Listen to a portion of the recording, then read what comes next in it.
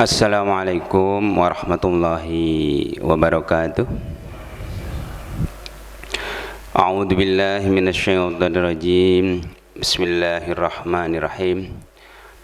Alhamdulillahilladzi hadana li hadza wa ma kunna linahtadiya laula an hadanallah. Wa qala ta'ala al-karim a'udzu billahi minasyaitonir rajim. Bismillahirrahmanirrahim. Ya ayyuhalladzina amanu taqullaha wabtaghu ilaihil wasilata wajahidu fi sabilihi la'allakum tuflihun. Ya ayyuhalladzina amanu taqullaha wa qulu qawlan sadida yuslih lakum a'malakum wa yaghfir lakum dhunubakum wa may yuti'illah wa rasulahu faqad faza fawzan 'azima. Ya ayyuhan nasu taqullah. Ya ayyuhalladzina amanu taqullah. Ya ayyuhalladzina amanu taqullah. Ittaqullah haqqa tuqatih wa la tamutunna illa wa antum muslimun. Masyaallah hadirin berhadirah jamaah salat subuh Allah Subhanahu wa taala. Alhamdulillah kita bersyukur Allah Subhanahu wa taala di mana sampai ini pagi Allah Subhanahu wa taala masih memberikan kepada kita nikmat sehat wal afiat, nikmat iman Islam, sehingga nikmat ini alhamdulillah pada pagi ini kita bisa melaksanakan ibadah kita, yaitu ibadah salat subuh berjamaah. Dan alhamdulillah kita akan lanjutkan dengan ibadah ta'alim kita sebagaimana kita laksanakan setiap pagi Ahad pagi pada minggu yang bersangkutan setiap bulannya. Mudah-mudahan ibadah kita di pagi ini dan ibadah sebelumnya menjadi ibadah yang diterima Allah Subhanahu wa taala. Masyaallah hadirin rahimakumullah. Kaji kita pada pagi ini kita akan melanjutkan kajian-kajian kita sebelumnya, di mana pada setiap minggu ketiga ini atau Ahad pagi yang ketiga ini kita senantiasa mengkaji dalam bab kitab fiqhul Islam, fikih dalam Islam, ibadah di dalam Islam, yang didasari dengan kitab yaitu kitab Bulughul Maram, kemudian kitab Fathul Qarib dan kitab Safinatun Najah. Ketiga kita saling melengkapi dalam pembahasan fiqhul Islam ini. Pada pagi ini kita akan masuk kepada bab yang baru, yaitu setelah kita kemarin mengkaji tentang bab-bab wudu dan aspek-aspeknya, kemudian juga bab adab wa qadar hajat dan aspek-aspeknya, maka pagi ini kita akan mengkaji bab yang baru, yaitu tentang babul gusli wa hukmul junub, bab tentang mandi dan hukumnya tentang mandi junub. Hadirin yang berbahagia, kenapa ini kita bahas? Karena bab ini adalah merupakan salah satu kajian yang akan menunjukkan ibadahnya kita diterima atau tidak. Layaknya seperti kita bab wudu, karena Nabi katakan la imana liman la amanata lahu wala salata liman la tahura lahu wala dina liman la salata lahu wa marisalah minad din kamarasi al jasad. Tidak ada iman dalam diri seseorang kalau kita tidak bisa memegang amanah dari Allah Subhanahu wa taala. Dan juga tidak ada orang yang dikatakan salat ibadah yang lainnya yang terkait dengan bersuci jika kita tidak melaksanakan tahur. Tahur ini bersuci bisa dari menghilangkan hadas kecil yaitu berwudu, dan juga bisa menghilangkan hadas yang besar yaitu mandi. Nah ini termasuk bab mandi.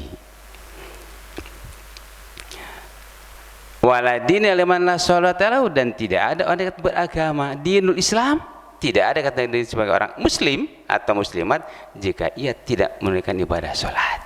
Oh, jadi terkait sekali. Ibadah ini baik wudu, mandi dan tayamum terkait dengan sah dan tidaknya ibadah kita. Dan kedudukan salat kata Rasulullah, kama dira'si ala jasad, laksana kepala pada jasa kita. Jadi pentingnya sholat yang akan kita pelihara itu dan kita sedang pelihara ini harus diawali dengan ibadah tentang sucinya sholat itu sendiri. Tanpa itu kita suci fisik kita, baik hadas kecil maupun hadas besar, maka tidak sah sholatnya dan ibadah-ibadah yang lain. Karena itu maka bab mandi dan hukum junub ini salah satu daripada sah dan tidak diterima ibadah kita, khususnya dari ibadah sholat dan ibadah-ibadah yang lain yang terkait dengan ibadah wudu, baik sifatnya mahdoh atau sifatnya ghair mahdoh. Masyaallah hadirin rahimakumullah, bab tentang mandi dan hukum junub ada beberapa pasal yang akan kita bahas. Mungkin insyaallah pada pagi ini kita akan bahas beberapa pasal. Jadi ada 4 pasal. Yang pertama adalah tentang hal-hal yang mewajibkan mandi. Ini pasal yang pertama. Kemudian pasal yang kedua tentang rukun mandi. Pasal yang ketiga tentang sunnah dalam mandi. Dan yang keempat adalah tentang mandi sunnah.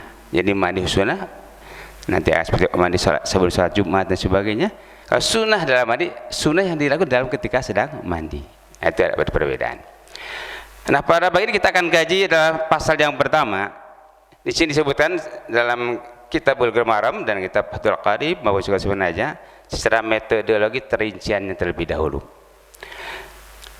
Ustaz akan bacakan rinciannya. Pasal waladhi yujibul ghusli sittatu asya. Hal-hal yang menyebabkan kita wajib mandi sittatu asya ada 6 macam, ada 6 perkara. Ada 6. Yang pertama di sini dikelompokkan salasyatun tashtariku fiha ar-rijal wan nisa.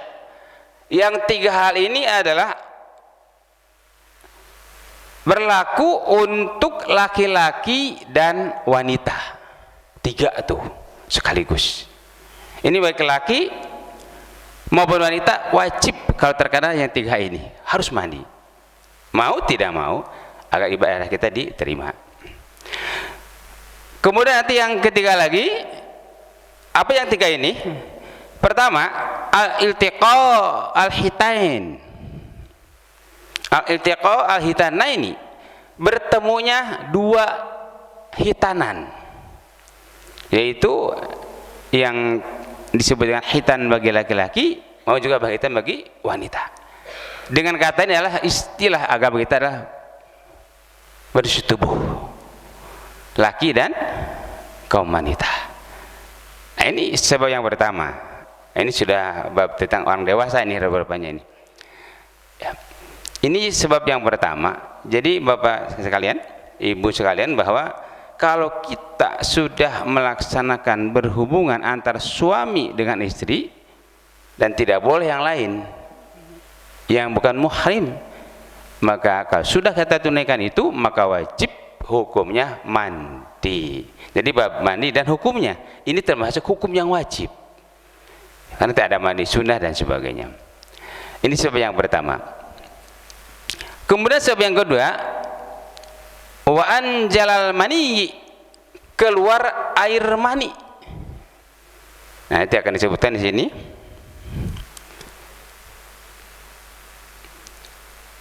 Keluar air mani ini bisa disebabkan kenapa? Karena tadi melaksanakan hubungan suami istri, atau mungkin karena sebab yang lainnya. Au ghairihi, seperti apa? Karena mimpi. Biasa kalau anak-anak atau kita juga sudah lama tidak berhubungan dengan istri kita, itu karena sudah terbawa mimpi. Bisa keluar teman itu. Atau mungkin anak yang remaja yang belum nikah tapi syahwatnya sangat besar, bisa juga mimpi karena berbuat yang lain. Ada yang disebut dengan onani. Itu suka dilakukan oleh remaja-remaja. Nah, kalau itu keluar maka wajib mandi hukumnya. Ini biasanya ini anak-anak yang sudah remaja ya. Kalau kita sebagai orang tua atau yang sudah dewasa, nah sudah berhubungan keluar mani atau kita bermimpi. Nah, ini wajib sebab yang kedua untuk mandi. Kemudian yang ketiga, ini berlaku juga untuk laki atau wanita, wal maut, yaitu ketika wafat atau mati. Laki-laki atau wanita, anak kecil atau dewasa, ketika ajal tiba, meninggal, wajib dimandikan. Ini hukumnya wajib. Nanti akan ada penjelasan. Illa fi syahid, kecuali orang yang mati syahid. Ini juga ada penjelasan juga, karena ada dua ya, ada syahid akhirah, ada syahid di dunia wal akhirah, gitu ya. Nah, yang tidak boleh dimandikan ini apa? Syahid yang karena ia meninggal dalam peperangan, membela agama Allah. Ketika dulu zaman Rasulullah ada perang Badar, perang Uhud, perang Tabuk, perang Mu'tah, ya. Ini ketika meninggal tidak dimandikan. Jadi tidak boleh. Kenapa? Karena darah yang mengucur ketika wafat atau karena meninggal dan lain sebagainya, karena terjatuh dan sebagainya, ketika kita sedang berperang, itu sebagai saksi dalam akhirat nanti ketika ya dakhalal jannah, masuk ke dalam surga. Maka tidak boleh dimandikan. Tapi kalau syahid yang lain, nanti akan kita bahas juga, syahid yang akhirah, seperti misalnya orang jatuh ke sumur lalu meninggal, itu syahid juga, karena nggak sengaja membunuh diri, tidak. Nah, ini juga syahid, tapi itu harus dimandikan.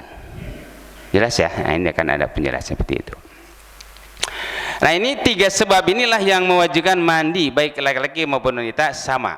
Jadi yang pertama karena sudah berhubungan, atau kedua karena dia keluar air mani baik melalui berhubungan atau karena mimpi dan sebagainya, atau karena onani dan sebagainya, maka itu wajib mandi. Dan yang ketiga karena sebabnya kematian, baik laki maupun wanita, anak kecil maupun besar yang meninggal, wajib dimandikan.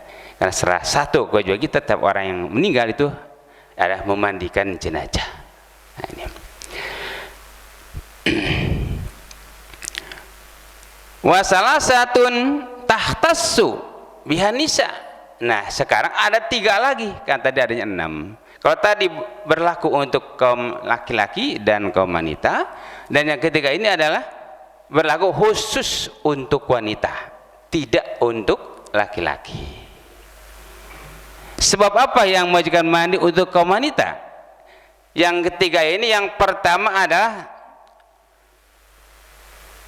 wahya al-haid, setelah keluar haid, yang biasa rutin bagi kaum ibu-ibu atau wanita. Haid itu biasa tiap bulan. Ini akan ada bab khusus tentang haid ini. Tapi yang pasti bahwa haid itu adalah berlaku untuk wanita, tidak ada kaum laki-laki yang haid. Makanya khususkan. Baik haid itu adalah sebentar atau galib atau banyak, gitu ya. Karena haid itu nanti akan terbagi waktunya, paling sedikit kan sehari semalam, galibnya 7 hari 7 malam, dan paling banyak itu nanti 15 hari 15 malam. Kalau istri kita atau kaum wanita ini nanti haid selama itu, maka termasuk kategori darah haid dan bebas tidak melaksanakan kewajiban sholatnya, dan tidak ada qada di dalam sholat ketika haid.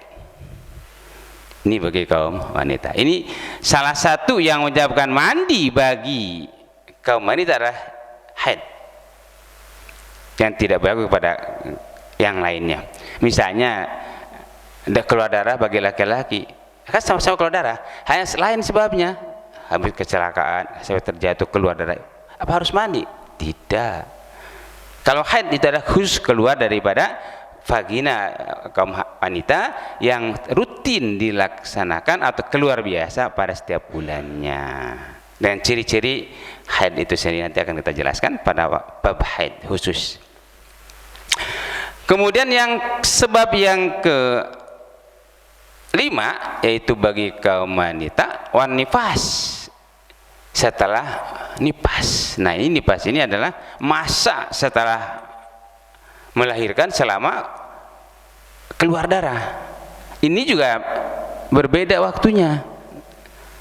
Nifas itu bisa saja ya cuman setitik darah keluar setelah melahirkan. Disebutkan dalam salah satu kisah, Siti Maryam, ibunda dari Nabiullah Isa alaihissalam, itu ya hanya setetes darah keluar ketika melahirkan, tapi tetap dinipas, bukan haid. Itu paling sedikit, qalil. Galibnya nipas itu 40 hari, 40 malam. Jadi bapak-bapak, kalau istri kita habis melahirkan dalam masih subur, itu kan melahirkan itu seperti itu, waktunya cukup panjang. Nah, itu harus bersabar untuk tidak melakukan persetubuhan istri kita, kan hukumnya haram ya. Ketika haid atau nifas melakukan hubungan suami istri, itu hukumnya haram. Ada bab tersendiri untuk membahas hal itu. Yang pasti bahwa selama itu tidak boleh berhubungan antara suami istri. Ustaz, saya nggak kuat kalau 40 hari 40 malam. Ada solusinya, ada nggak ada? Orang bilang banyak jalan menuju ke Roma gitu ya. Bisa dilakukan dengan cara-cara yang lain. Yang penting kita bisa mengeluarkan air mani. Bisa dengan mimpi dan sebagainya. Nah, ini sebab ya untuk laki-laki. Tapi bagi wanita selama nipas itu dibebaskan dari kewajiban ibadah sholatnya, sama seperti ketika haid ya. Tapi begitu dia selesai nipasnya, karena kemungkinan hanya sedikit, atau diberi tanda waktu, kalau misalnya biasanya habis melahirkan itu hanya 1 minggu sudah bersih, tidak keluar lagi darah nipasnya. Nah, diberi jarak 3 hari, berarti hanya 10 hari sudah bersih. Nah, itu maka wajib di situ mandi dari nipasnya. Jadi wajib mandi bagi wanita yang habis nipas. Ini penting, walaupun kita tidak akan melakukan hal ini, istri kita yang menjaga kewajiban kita harus dikasih tahu manakala dia tidak atau belum tahu. Ini kewajiban suami kepada istrinya. Kemudian sebab yang keenam, wal wiladah, yaitu habis melahirkan. Ini namanya, orang bilang adus wiladah, dia mandi habis melahirkan. Keluar darah ataupun tidak misalnya, harus mandi kalau habis melahirkan ini. Ini bagi kaum hawa atau ibu-ibu habis melahirkan anaknya wajib mandi, jangan menunggu besok. Ya, kalau nipas ya menunggu selesai berhentinya darah. Haid menunggu selesai berhentinya darah. Tapi kalau mandi wiladah tidak menunggu selesainya darah. Seperti di sini dikatakan dalam penjelasan, walidah al-mashubatu bil bilal mujibatul ghusli. Keluar ataupun tidak darah itu hanya basah saja karena air ketuban misalnya gitu, maka dia tetap mandi wajib. Nah, ini apa hal-hal yang terkait dengan menyebabkan kita hukumnya wajib mandi. Ini tadi ada 6. Jadi yang pertama berlaku untuk kaum hawa dan kaum laki-laki, yaitu setelah berhubungan suami istri atau persetubuhan. Yang kedua, karena keluar air mani bagi laki-laki. Nah, pertanyaannya, apakah wanita keluar juga air mani? Jelas ya, kalau wanita itu bukan mani, namanya sel telur. Nah, itu tidak keluar kalau tidak terpancing karena hubungan suami istri. Kemudian yang ketiga adalah karena datangnya kematian, itu wajib bagi laki dan wanita. Nah, ini 3 hal wajib yang berlaku untuk kaum laki-laki maupun untuk wanita yang menyebabkan hukumnya wajib mandi. Dan yang ketiga khusus untuk kaum wanita, yang pertama adalah mengenai haid, yang kedua nipas, dan yang ketiga habis melahirkan. Itu hukumnya wajib mandi bagi kaum wanita. Sebelum masuk pada bab yang kedua atau pasal yang kedua, saya akan baca beberapa hadis yang terkait dengan mandi ini. Disebutkan dalam kitab Bulughul Maram, sebagai hadis ini ada 15 hadis yang terkait dengan masalah mandi ini. Yang pertama saya akan bacakan hadis yang diriwayatkan oleh Imam Abu Hurairah. Wa an Abi Hurairah taqala, dari Abi Hurairah qala telah berkata, qala Rasulullah sallallahu alaihi wasallam, Rasulullah telah bersabda, idza jalasa baina su'abihal arba summa jahadaha faqad wajibal ghuslu, muttafaqun alaih. Jada Muslimun wa in lam yunjil. Ini bunyi hadisnya seperti itu. Artinya dari Abu Hurairah telah berkata, Rasulullah telah bersabda, idza jalasa baina su'abihal arba, apabila laki-laki telah duduk atau telah berbaring di atas dua paha ketemu, jadi paha laki wanita jadi 4 paha ketemu, summa jahada, kemudian berhubungan, dengan kata kita persetubuhan. Itu hadis persetubuhan ini. Apa kata Rasulullah? Faqad wajibal ghuslu, maka wajib baginya mandi. Nah, ini dasarnya.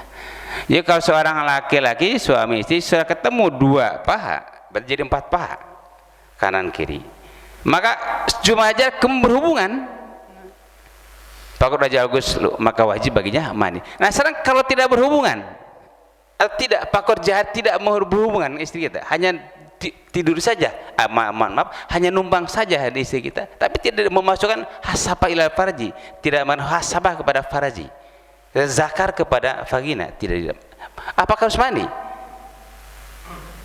Tidak. Kenapa? Dia kalimatnya pak summa jahada, kemudian memasukkan hasapa ila farji, berhubungan, baru itu wajib mandi.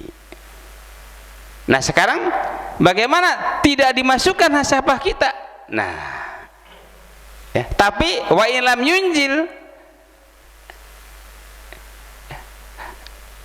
keluar air mani karena syahwatnya sangat besar gitu, nah tetap itu wajib mandinya, bukan karena kita berada pada posisi berhubungan, tapi karena kalau air mani itu yang mewajibkan mandi. Nah, ini ada sedikit perlu penjelasan. Jadi kita berada di posisi wanita dengan ketemu 4 paha ini, tapi kalau enggak keluar air mani, ya tidak wajib mandi, karena tidak dimasukkan hasapah kita kepada farji istri kita. Tapi sekarang tidak dimasukkan, tapi keluar air mani karena syahwat sangat besar, mungkin karena libidonya sangat tinggi, atau karena habis makan sesuatu yang menyebabkan segera keluar, ya, air mani kita. Nah, ini wajib mandi, walaupun tidak dimasukkan zakar kita kepada farji istri kita. Nah, ini sini penjelasan. Jadi kalau keluar air mani itu tetap wajib mandi, tapi kalau tidak keluar air mani, walaupun tidak keluar, tetap ya harus mandi. Nah, sekarang kalau masuk nggak keluar mandi, nah dibalik lagi, sudah kita berhubungan tapi nggak keluar air mani, apa wajib mandi? Nah, wajib mandi. Tadi wajib karena berhubungannya, ini kan wajib karena keluar air maninya. Ini harus luar biasa, sangat detail sekali. Kenapa ya? Memang itu sebab yang menyebabkan dan sah dan tidaknya ibadah kita. Nah, ini barangkali nggak apa-apa agak diperdalam, karena memang kita sebagai orang dewasa ya harus tahu persis seperti itu. Nah, jadi hadis yang pertama jawabkan, kalau kita sudah berada di atas 2 paha istri kita, kemudian masuk hasabah kepada farji istri kita, wajib mandi. Ini yang pertama. Nah, sekarang yang kedua, tidak masuk dan tidak keluar mani, tidak wajib mandi. Yang ketiga, tidak masuk tapi keluar mani, wajib mandi. Ya, 3 kesimpulan dari sini yang penting kita ketahui, itulah dasarnya kita mandi. Yang pertama karena sudah berhubungan antara suami dan istri.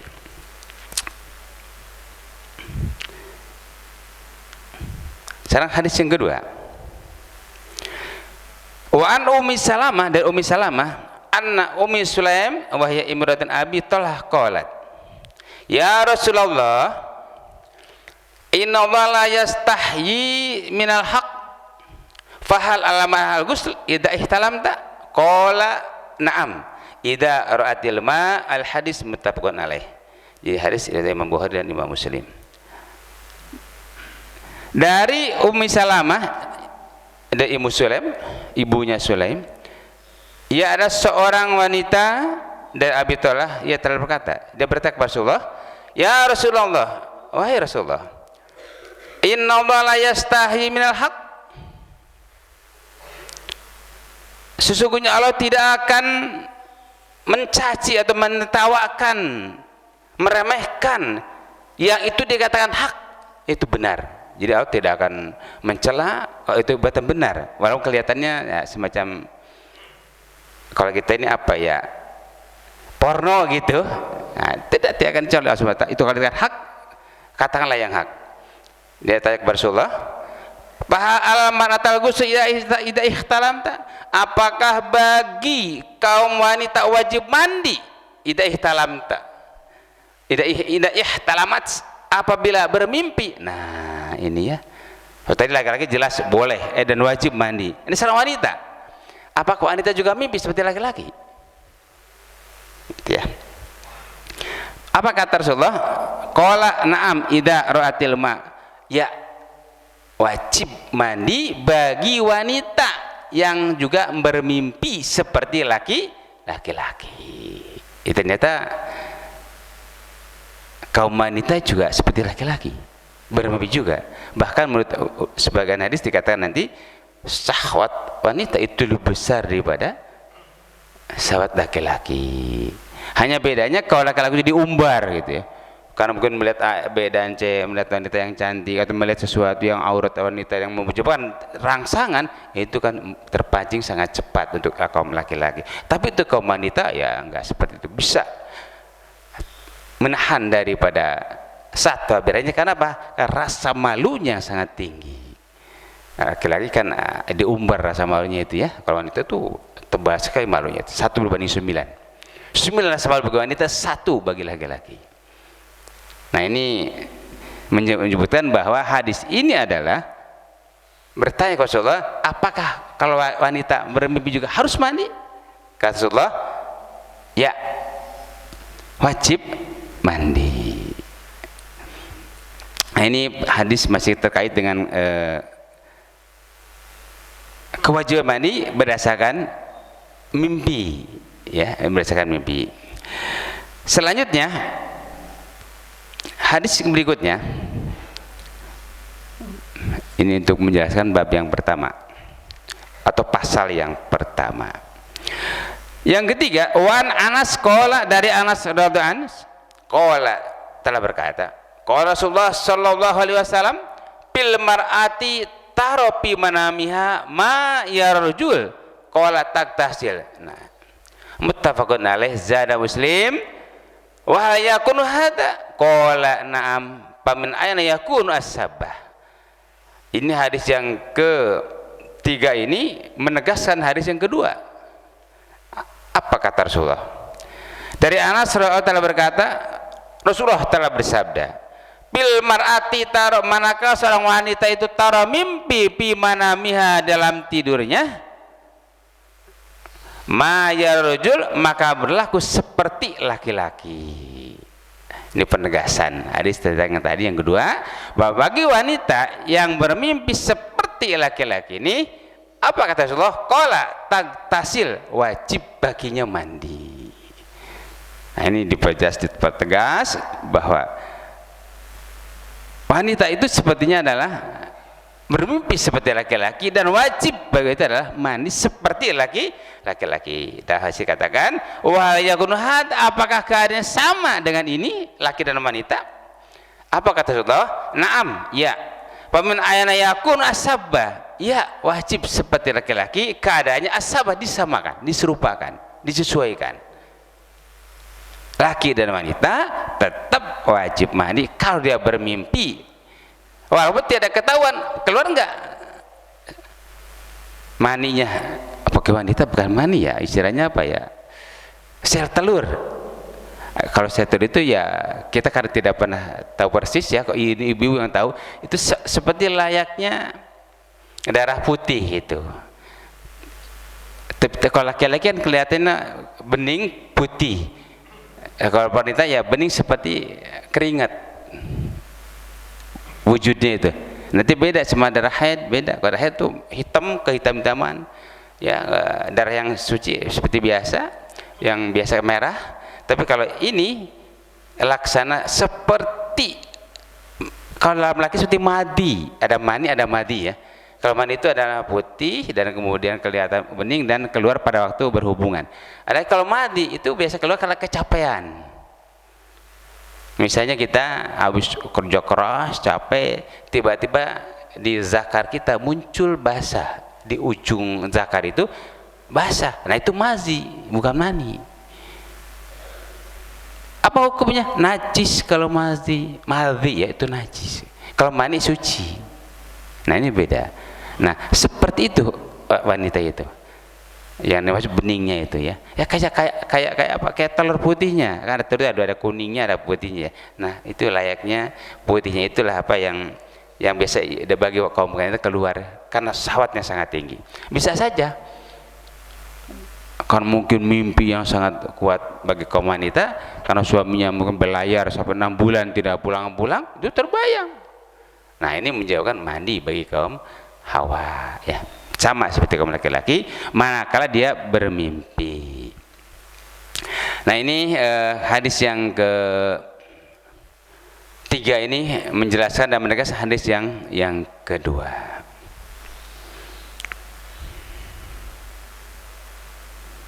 Nah hadis berikutnya nanti akan mempertegas kepada pasal berikutnya. Sekarang kita akan masuk kepada pasal yang kedua. Kalau tadi 6 hal atau 6 sebab untuk kewajiban melaksanakan mandi, nah sekarang masuk ke pasal yang kedua dalam baban ini adalah tentang rukun mandi. Tadi 6 sebab yang mewajibkan mandi. Nah sekarang yang kedua pasalnya wa faraidul ghusli. Adapun faraid yang mewajibkan atau rukun di dalam mandi ini adalah salah satu asya, ada 3 macam perkara. Jadi kalau yang sebabnya ada 6, ini rukunnya ada 3. Apa yang ketiga ini? An-niyat, yang pertama adalah niat. Nah ini kan Rasul sabdakan innamal a'mal biniat. Setiap perbuatan amal kita sangat tergantung kepada niat.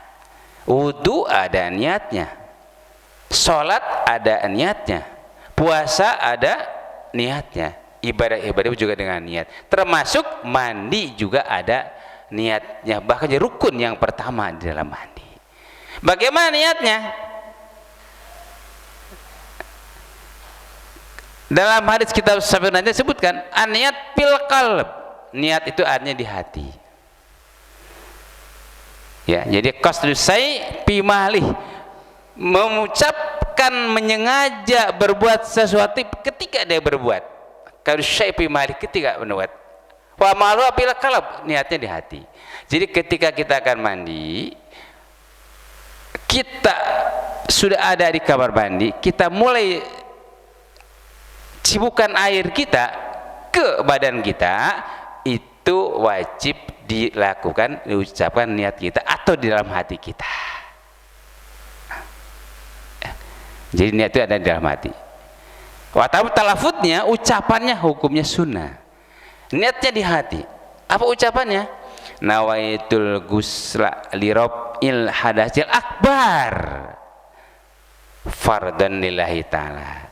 Niat saya mandi menghilangkan hadas besar, fardu karena Allah Ta'ala. Kalau hadas kecil, asgor, seperti wudu, nawaitul wudu al-rabi hadasil asgor fardan lillahi ta'ala. Itu talafut, hukumnya sunnah. Tapi niatnya di dalam hati, di dada wajib.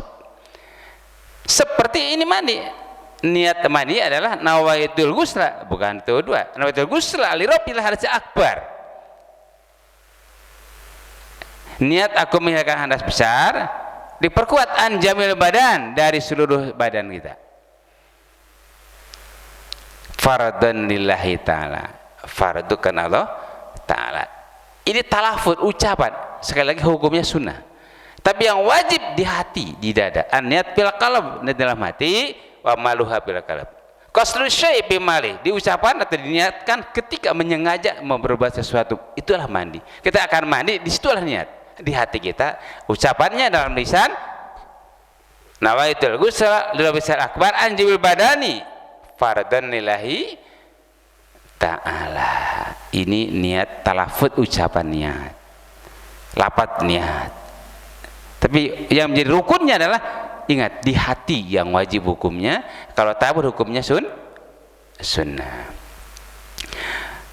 Dan hadirin bapak sekalian, mandi itu seyogianya mandi Rasulullah diawali dari kaki, enggak langsung dari kepala. Kenapa? Ternyata ini sudah dibuktikan secara medis. Kalau mandi bangun tidur misalnya dari kepala, tidak sedikit orang yang sering terjadi musibah jatuh di kamar mandi atau karena pecah pembuluh darah kepala kita. Nah itu kenapa? Karena mandi yang salah. Jadi mandi yang benar diawali dari bawah, dari kaki kita dulu, sehingga rasa panas di badan yang sudah istirahat karena 4-5 jam tidur, badan kita sudah semacam habis olahraga gitu, lelah bangun tidur. Nah diawali dengan mandi dari seperti mandinya Rasulullah. Bagaimana Rasulullah?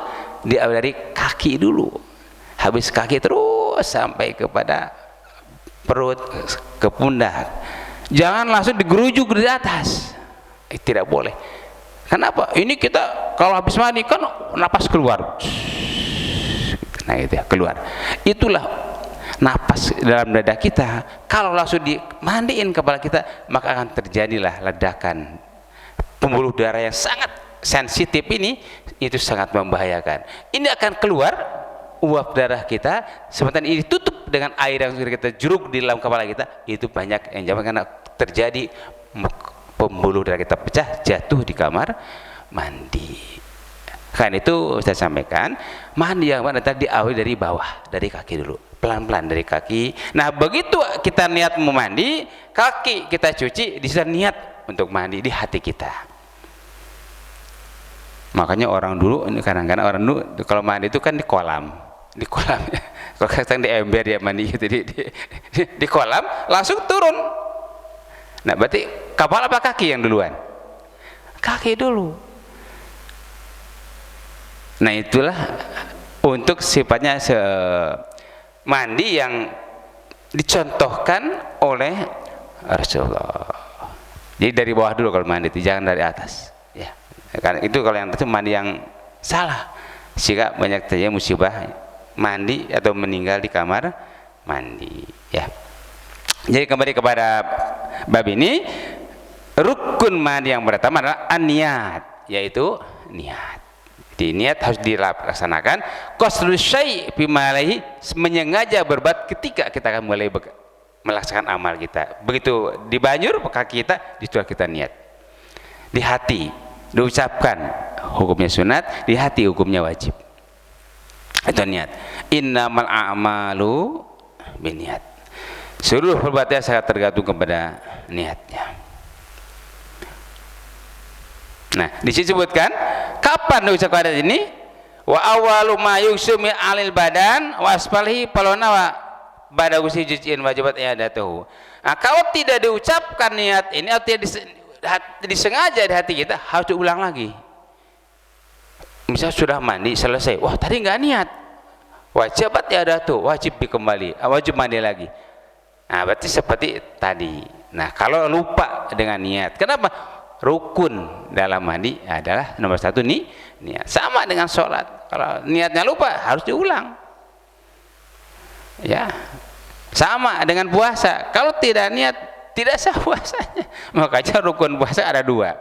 Satu niat puasa di malam hari, bukan di pagi hari. Dan yang kedua, menghilangkan dari makan minum di siang hari atau yang membatalkan puasa, itu kan rukun, tidak boleh ditinggalkan. Niat mandi, niat sholat, niat puasa dan sebagainya harus ditunaikan, karena niat adalah bukan rukun dalam ibadah kita, termasuk di dalam mandi. Ini rukun yang pertama adalah niat.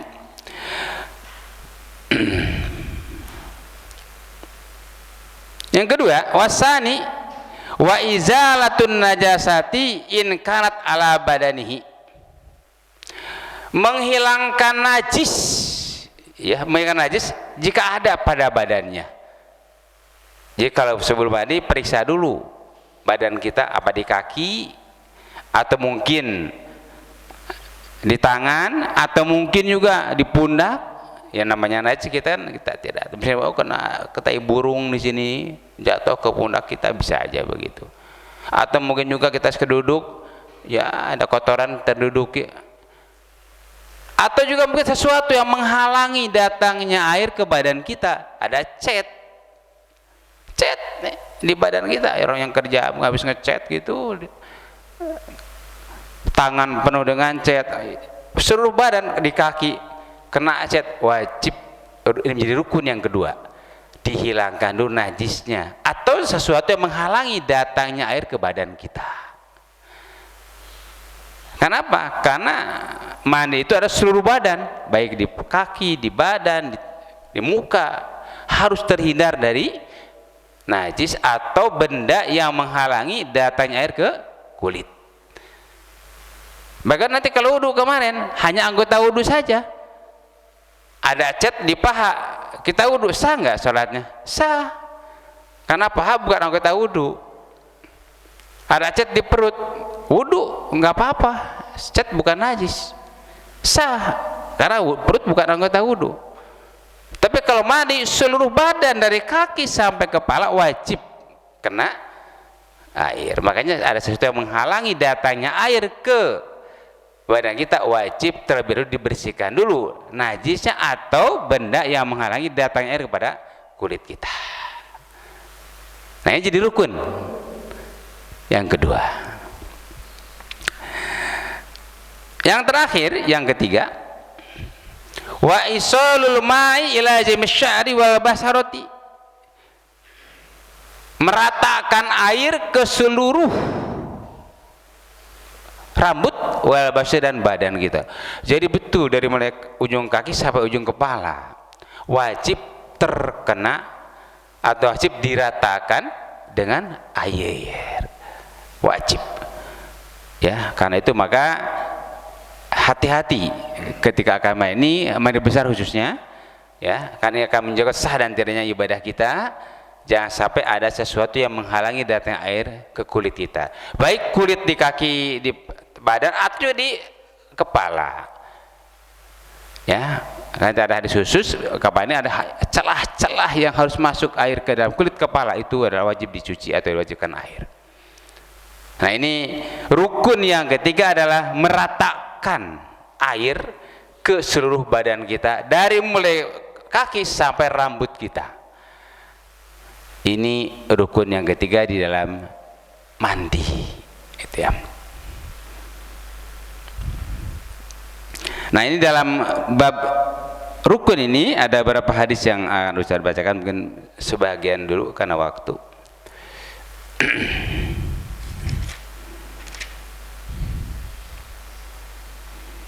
Ya.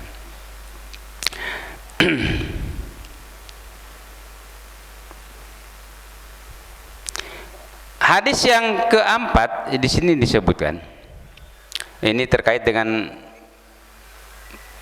mandi yang disunatkan. Ini penting, kita harus tahu. Wa an Aisyah radhiyallahu anha qalat, dari Aisyah radhiyallahu anha telah berkata, qala faqalat kan Rasulullah telah bersabda, ya tasilu min arba'in, mandi itu ada 4 macam di sini. Ada empat macam. Yang pertama minal janabat, mandi setelah keluar atau mandi junub yang tadi disebut dengan wajibnya mandi karena bermimpi, karena keluar mani, karena bersetubuh, itu jinabat namanya, mandi junub, maka hukumnya wajib. Ini macamnya mandi nih. Kemudian yang kedua, wayamil Jumat, mandi Jumat. Nah ini ada hadis tersendiri bahwa mandi Jumat itu adalah hukumnya sunat, ya, tapi termasuk kategori macam mandi, ya. Kemudian yang berikutnya ini hukumnya juga sunat, wa minal hijamah, mandi setelah bekam. Nih jika sekarang salah satu cara kesehatan kita adalah melaksanakan bekam, ya. Bekam mengeluarkan darah kotor atau toksin kita dalam kita dikeluarkan melalui bekam. Itu memang dicontohkan Rasulullah. Jika sholat itu kalau ya sakit, itu yang pertama sebelum berobat bekam dia. Bekam itu memang sudah ada hadisnya. Dan itu adalah salah satu cara untuk kesehatan fisik kita. Ya mohon maaf saya menyampaikan, ya Pak Ustaz juga sebulan sekali bekam gitu ya. Sebulan sekali saya.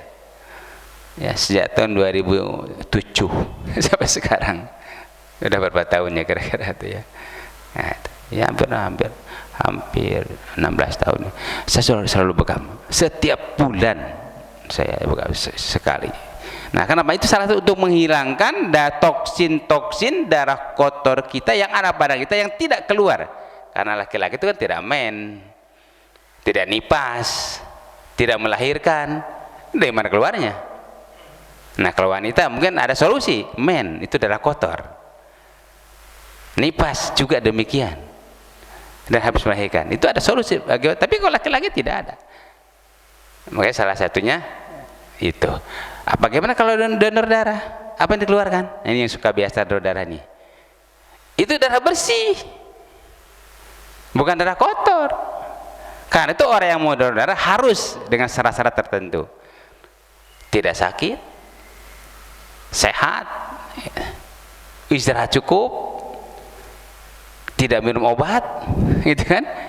Minum 3 hari sebelum itu tidak minum obat itu, kalau mau donor darah itu. Cukup istirahat. Makanya didonorkan darah yang bersih. Tapi kalau bekam, darah kotor yang dikeluarkan. Ya, jadi kita jangan takut. Kalau bekam itu adalah memang sunnah yang dicontohkan oleh Rasulullah, dan saya sudah melakukan itu. Alhamdulillah kita sudah sekian tahun, ya sebulan sekali kita ada. Kapan terasanya? Ketika ada ya semacam perbedaan perasaan kita, misalnya pegal-pegal di pundak, atau kejang-kejang di kaki, atau kadang-kadang perut suka melilit, itu ada tanda-tanda buang darah kotornya. Jelas ya? Nah ini bahwa setelah bekam juga maka disunahkan mandi. Hukumnya sunnah kalau ini, seperti Jumat tadi. Hanya kalau Pak Ustaz habis bekam itu disarankan plus 2 jam tidak boleh mandi dulu. Ya, kalau sudah 3-4 jam boleh mandi. Kenapa? Supaya bekas-bekas titik-titik jarum tadi atau yang katakanlah dilukai rapat dulu kulit kita. Nah, baru boleh mandi. Jangan begitu bekam langsung mandi, tidak boleh, masuk angin. Plus 2 jam baru boleh mandi. Tapi hukumnya sunnah. Ini macam yang ketiga. Kemudian yang keempat, harus dan disunatkan mandi. Ini sunat hukumnya. Wa man ghussil maiti, habis memandikan jenazah. Nah ini bagi saudara kita yang sering memandikan jenazah, ini habis habis memandikan jenazah, orang yang memandikan itu harus disunahkan mandi dan harus mandi. Nah kalau mengantar saja gimana? Gotong jenazah disunahkan berwudu setelah gotong jenazah. Kalau sudah memandikan jenazah disunahkan mandi. Nah ini macamnya mandi kita yang dicontoh oleh Rasulullah. Masyaallah hadirin, 2 pasal pada yang kita bahas. Yang pertama tentang hal-hal yang mewajibkan mandi, ada 6 macam. Kemudian yang kedua tentang rukun mandi, ada 3 macam yang sudah Pak Ustaz jelaskan tadi. Karena waktu kita sudah jam 6. Insyaallah kita akan lanjut pasal berikutnya pada pertemuan yang akan datang. Demikian yang dapat saya sampaikan. Mari kita bersama membaca kiblat masjid, kiblat majlis. Subhanallah wa bihamdihi asyhadu an la ilaha illa anta astaghfiruka wa atubu ilaik. Wassalamualaikum warahmatullahi wabarakatuh.